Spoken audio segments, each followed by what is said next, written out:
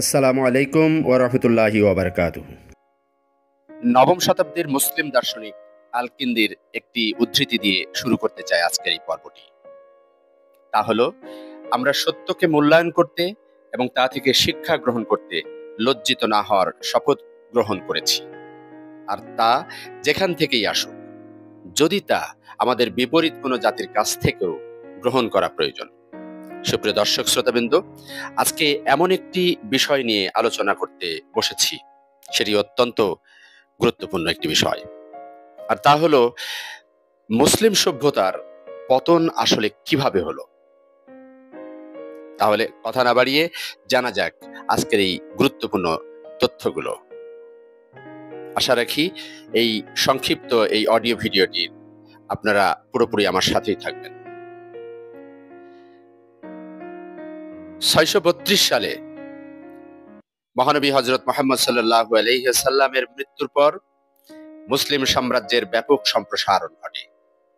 নবী মুহাম্মদ সাল্লাল্লাহু আলাইহি ওয়াসাল্লামের পরবর্তীকালে যেসব খলিফা আসীন হয়েছিলেন, তারা এমন একটি সাম্রাজ্য তৈরি করেছিলেন যা দক্ষিণ স্পেন থেকে শুরু করে উত্তর আফ্রিকা, মধ্যপ্রাচ্য, ভারত এবং চীন পর্যন্ত বিস্তৃত হয়েছিল।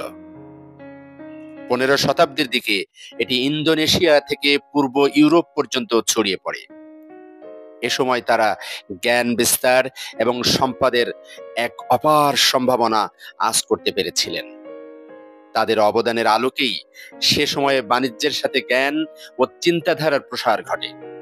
পণ্ডিতরা ব্রহ্মগুপ্ত, অ্যারিস্টটল, ইউক্লিড, টলেমি এবং হিপোক্রেটিসের মতো প্রাচীন চিন্তাবিদরা লেখা প্রবন্ধগুলোতে আরবি ভাষায় অনুবাদ করেছিলেন, যা সেই সময়ে বিজ্ঞান, জ্যোতির্বিদ্যা, গণিত, বীজগণিত, আইনবিদ্যা, ইতিহাস, চিকিৎসা বিজ্ঞান, ঔষধি জ্ঞান, আলোকবিদ্যা, কৃষিবিদ্যা, ধর্মতত্ত্ব, প্রকৌশলবিদ্যা এবং সঙ্গীতে উন্নয়ন ঘটাতে সহায়ক ভূমিকা পালন করে।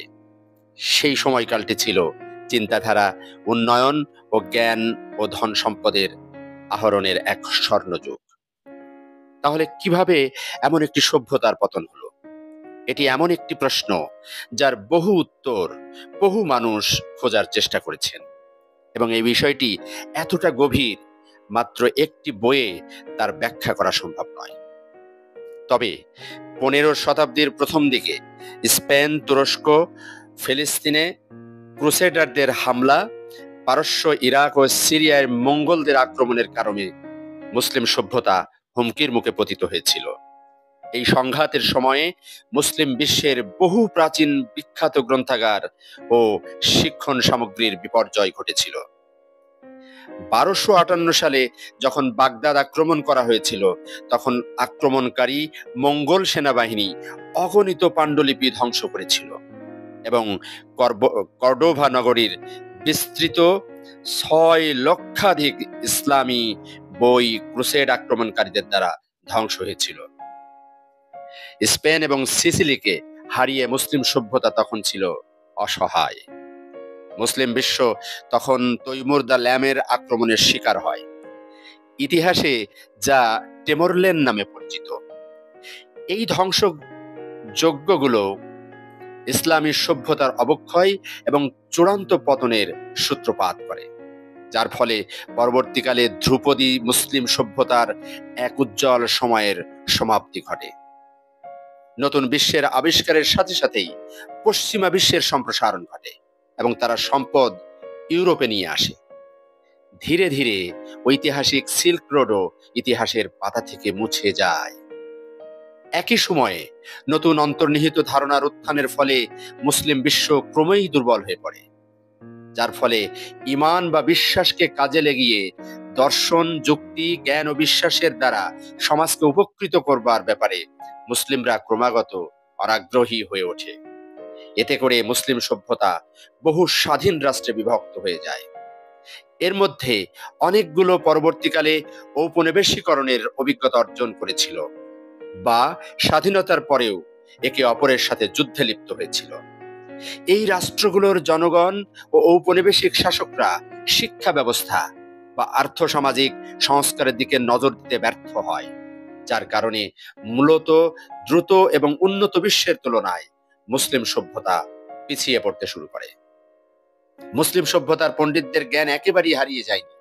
মূলত আরবি ভাষায় রচিত অতীতের হাজারো মূল্যবান পাণ্ডুলিপি, ব্রিটিশ লাইব্রেরি, বার্লিনস স্ট্যাটাস বিলিয়ক, প্যারিসের বিবলিওথেক ন্যাশনাল সহ বিশ্বের বহু নামিদামি গ্রন্থাগার, জাদুঘর এবং সংরক্ষণাগারে সংরক্ষিত রয়েছে। স্পেনের টলেডো ক্যাথেড্রালে এখনো প্রায় ২৫০০ পাণ্ডুলিপি অক্ষত রয়েছে, যেগুলি আরবি ভাষা থেকে ল্যাটিন ভাষায় অনুবাদ করা হয়েছিল। এই ল্যাটিন অনুবাদগুলোই ছিল ১৬ শতকের বৈজ্ঞানিক এবং দার্শনিক বিপ্লবের স্মৃতি। আর এই আলোটি জ্ঞানের শিখাটিকে বাঁচিয়ে রেখেছে। রবার্ট রয়েল, এডমন্ড হ্যালি, জন ওয়ালিস, জোহানেস হেভেলিয়াসের মতো বিখ্যাত বিজ্ঞানীরা সেসব আরবি পাণ্ডুলিপি সম্পর্কে অত্যন্ত আগ্রহী ছিলেন এবং এর থেকে বহু ধারণাকে তারা কাজে লাগিয়েছে। ব্রিটিশ রয়্যাল সোসাইটির ৩৫০তম বর্ষপূর্তি উপলক্ষে অ্যারাবিক রুটস আয়োজন করা হয়েছিল। সেখানে উল্লেখ করা হয়েছিল প্রিন্স চার্লস লেভ্যান্ট কোম্পানিকে পূর্ব থেকে ইউরোপে আসার প্রতিটি জাহাজে একটি করে পাণ্ডুলিপি নিয়ে আসার নির্দেশ দিয়েছেন। আজ পরিষ্কারভাবেই এই ১০০০ বছর পুরনো মুসলিম সভ্যতার অবদান লক্ষ্য করা যায়। ঔষধ, জ্যোতির্বিজ্ঞান, স্থাপত্যবিদ্যা, ইঞ্জিনিয়ারিং, গণিত, রসায়ন, ইতিহাস, ভূগোল এবং আধুনিক যুগের রীতিনীতি, ফ্যাশন ও পছন্দ সহ সকল কিছুতেই মুসলিম সভ্যতার এই অবদান ভূমিকা বর্তমানে স্বীকৃত।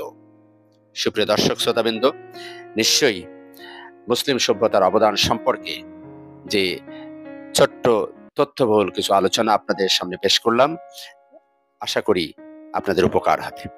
ভিডিওটি ভালো লাগলে শেয়ার, লাইক, কমেন্ট দিয়ে আপনার সার্কেলের বন্ধুদেরকেও জানিয়ে দিতে পারেন। আজকের মতো এখানেই বিদায় নিচ্ছি। আল্লাহ আপনাদের সবাইকে মঙ্গল করুন। আল্লাহ হাফেজ।